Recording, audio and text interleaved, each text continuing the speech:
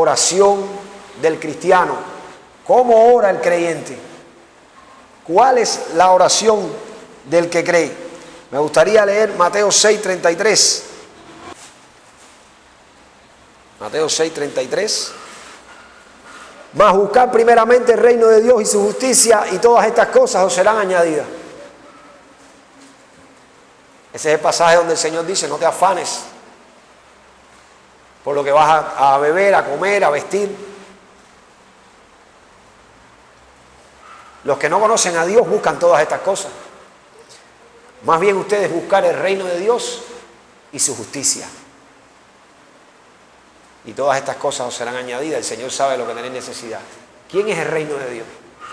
Cristo es el reino de Dios. ¿Quién es la justicia de Dios? Cristo es la justicia de Dios. El Señor nos manda a encargarnos de Cristo. Nos manda a buscarlo a Él. Buscar su reino y su justicia. Ven, Señor Jesús. Así termina el libro de Apocalipsis. Los últimos versículos del capítulo 22. Es la oración del creyente conforme al pacto. Es orar en el Espíritu Santo. Cuando nosotros vemos por ahí a Nehemías orando por la tierra de Israel, orando por el templo, y decimos, claro, nosotros tenemos también que orar por nuestra nación y también vamos a orar por Cuba. Eso no es malo, orar por Cuba. Pero los israelitas, cuando oraban por su tierra, por su nación y por el templo, estaban orando conforme al pacto, estaban orando en el Espíritu, porque en la tierra de Canaán era donde venía el Mesías, porque el templo era símbolo de Cristo y era donde ellos se encontraban con Dios. Por eso ellos querían que fuera restaurado en los muros de la ciudad, que fuera restaurado el templo. Por eso querían regresar a la ciudad, porque ahí era donde se encontraban con Dios. Entonces no era una oración, por Cuba, para que Cuba mejore. No, era conforme a la palabra de Dios. Así ora el creyente en el Espíritu. La oración del creyente es totalmente diferente a la oración del no creyente, del religioso o del idólatra. Debemos conocer la oración correcta y restaurar la vida de fe que restaura las verdaderas respuestas de la oración. Si nosotros nos damos cuenta, el budista, el musulmán, cualquier religión, el católico, vamos al creyente o a los evangélicos. Se supone que son evangélicos porque tienen el evangelio. ¿Hay diferencia en la oración? Oran igual. Señor, bendice a mi familia. Que el niño, Padre, salga bien en la escuela. Dame la sanidad para fulano. Las oraciones son las mismas. Ayúdame en el trabajo, dame prosperidad. Las oraciones son las mismas. ¿Cuál es la diferencia entonces entre la oración de un creyente y un religioso? Examinemos la oración del no creyente y del religioso. Todas las religiones tienen una acción de oración e incluso las personas que no poseen una religión en particular oran. El hombre fue hecho por Dios y necesita a Dios. Aunque te diga no creo, no vaya a ninguna iglesia, de alguna manera él clama al cielo. Las religiones proveen un esquema como textos o incantaciones, ¿sabes? Muchos libritos de oración o oraciones escritas que tú puedes repetir. Y lo hacen para que las personas tengan respuesta efectiva a la oración. El contenido de la oración de estos no es más que lo físico y lo mundano. Es lo que hemos dicho, estar arrastrado a Satanás para que te dé un poquito de lo que él gobierna en este mundo. Cuando nosotros tenemos todas las cosas, ya estamos sentados en los lugares celestiales con Cristo. Cuando Dios nos ha dado en Cristo Jesús todas las bendiciones. Cuando nosotros en Cristo Jesús estamos completos y lo tenemos todo. Cuando Cristo Jesús dijo en la cruz, consumado es, todo está hecho. Y nosotros estamos orando, o los no creyentes oran, para que se resuelva el problema. Si verdaderamente resolvió el problema, y yo lo creo, ¿le estoy pidiendo que resuelva el problema? ¿O estoy creyendo que resolvió el problema? Por tanto, el contenido de la oración de los no creyentes y los religiosos es lo físico y lo mundano. Los cristianos tampoco conocen el evangelio, y aquellos que no tienen la fe de creer en Jesús como el Cristo oran con los mismos intereses, los mismos temas que el no creyente o el religioso. No hay diferencia, piensen, analicemos. Salud familiar, éxito en la empresa, armonía con todo, etc. Estos religiosos o no creyentes tienen una respuesta basada en una seguridad o en algún concepto místico, por lo que no debemos ser engañados. Hay personas que están tan desesperadas que un día cogen una piedrecita, se encuentran una piedrecita y le piden a la piedrecita y tuvieron respuesta y hace un Dios de esa piedrecita. Y le siguen pidiendo y siguen teniendo respuesta. Satanás opera a través de estos creyentes, de estas personas que crean así, él se apodera y por eso tienen respuesta a la oración. Pero si yo le pido y él me lo da, Satanás sabe esto y tiene poder para darte respuesta a esa oración, para tenerte engañado, para que sigas creyendo que quien te respondió fue Dios y para que cuando mueras y abras los ojos estés en el infierno. Satanás hace esto y él se aprovecha de esto. Satanás opera a través de los ángeles caídos, los demonios, y lo hace con gran poder. Los no creyentes, los religiosos, oran como un acto religioso para hacer idolatría. Satanás y los demonios entonces operan en este momento. Podemos ver ahí en 1 Corintios 10:20 que lo que sacrifican ustedes, dice, a los demonios los sacrifican. Lo que ustedes están sacrificando, lo están sacrificando a los demonios. Vamos a leerlo. 1 Corintios 10:20. Antes digo que lo que los gentiles, los paganos, los que son religiosos, los que no conocen a Dios, lo que ellos sacrifican a los demonios lo sacrifican y no a Dios. Y no quiero que vosotros os hagáis partícipes con los demonios. La razón por la que Satanás da respuesta a las oraciones es para hacer que el hombre caiga, para engañarlo y destruirlo. Juan 10:10 vino a matar, robar y destruir al hombre. Por eso Satanás es llamado aquel que engaña a todo el mundo. Es llamado el padre de mentiras, porque te engaña. Tú le pides y él te da. Tú le pides a Dios, tú estás pidiendo a Dios. Satanás se aprovecha de esa oración que no tiene nada que ver con la palabra. Y entonces él te da para engañarte y matarte al final. Apocalipsis 12:9 engaña al mundo entero. Y Juan 8:44 está engañando al hombre porque es el padre de mentiras. Se disfraza de ángel de luz y engaña a las personas mostrándoles prodigios, portentos falsos, milagros a través de sus propios siervos. Y 2 Corintios 11:13, vamos a leerlo. 2 Corintios 11:13 al 15. Porque estos son falsos apóstoles, obreros fraudulentos que se disfrazan como obreros de Cristo. Y no es maravilla porque el mismo Satanás se disfraza como ángel de luz. Así que no es extraño si también sus ministros se disfrazan como ministros de justicia, cuyo fin será conforme a sus obras. Personas que son usados por Satanás. Ministros, dice. Falsos apóstoles. Personas de renombre y personas con buen carácter y buena gente. Disfrazados de ángel de luz, como mismo se disfraza Satanás, para engañar y al final destruir. En los días postreros engañará, si fuera posible, a los elegidos a través de las señales y los prodigios. Por lo tanto, engañará a los que están siguiendo dones, milagros, portentos y las cosas que se pueden ver con los ojos. El objetivo final de la oración del no creyente y del religioso es el resolver su problema, es el yo. La idolatría no se realiza con el objetivo de amar y adorar al ídolo, sino que al final se desea obtener lo que necesita el yo a través de la idolatría. Y eso es lo que está buscando el que no cree, el que no conoce el pacto de Dios. Entonces tiene que haber diferencia con el que conoce la palabra de Dios. Tiene que haber diferencia con el que ora conforme a la palabra, el que ora según el Espíritu Santo o en el Espíritu Santo.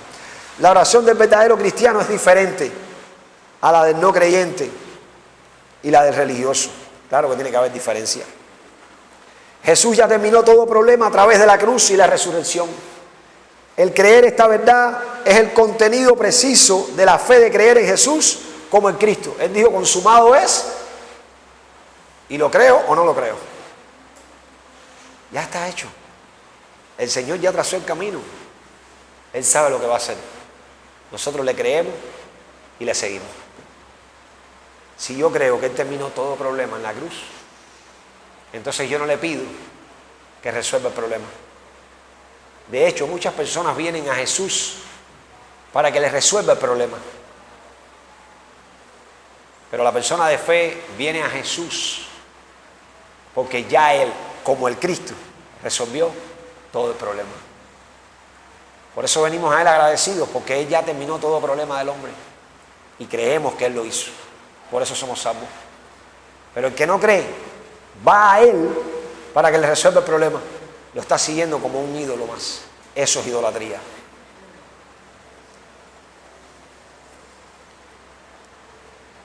Todos los problemas ya terminaron, por lo que los verdaderos cristianos ya no están atados al problema, sino que vive una vida que vive por Cristo y para Cristo.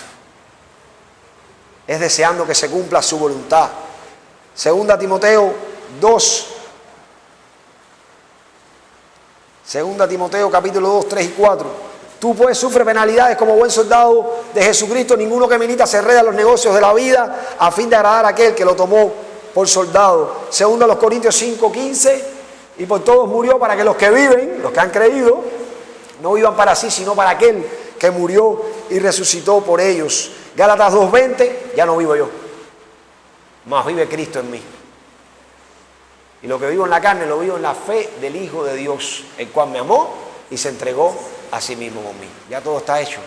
Entonces vivo para Él, soy uno con Él, para hacer su voluntad hasta que Él regrese. Por eso los verdaderos cristianos dan la vida para el ministerio de reconciliar al mundo con Dios. Esto es la evangelización mundial.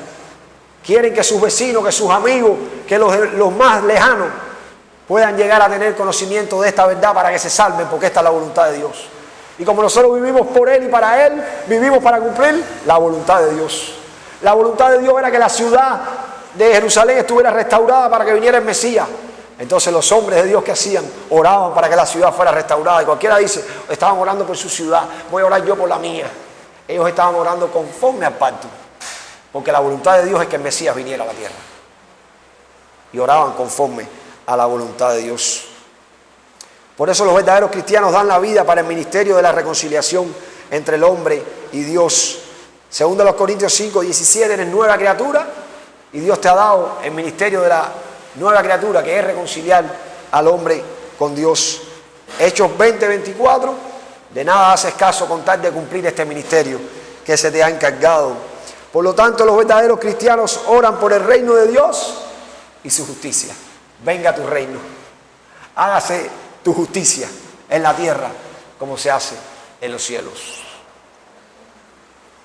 Esta es la verdadera oración del creyente. Dios ya sabe muy bien lo que necesitan sus hijos, y a aquellos que buscan su reino y su justicia les da todo lo que necesitan en su hora y en su tiempo. Nosotros somos testigos de eso. El Salmo 23, 1, Jehová es mi pastor, nada me faltará.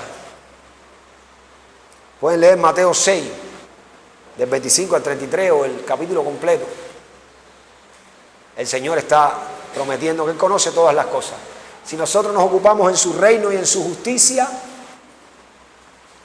Él se encarga de todas las demás cosas. Un soldado va a la guerra, contratado por el gobierno, y va entonces a disparar para ganar la guerra.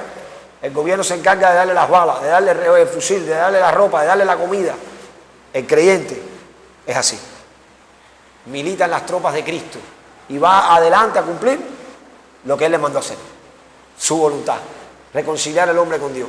El Señor se encarga de darle la ropa, de darle la comida, de darle todas las cosas. El pueblo de Israel estuvo 40 años en el desierto y los zapatos no se le rompieron, no se le gastó la ropa. Más de 2 millones de personas con todos sus animales, niños, ancianos, mujeres embarazadas. Comieron carne, comieron pan, tomaron agua, porque si estaban con Dios no había problema. ¿Y si muero de hambre? ¿Y si muero de sed? No es problema, porque estamos con el Señor.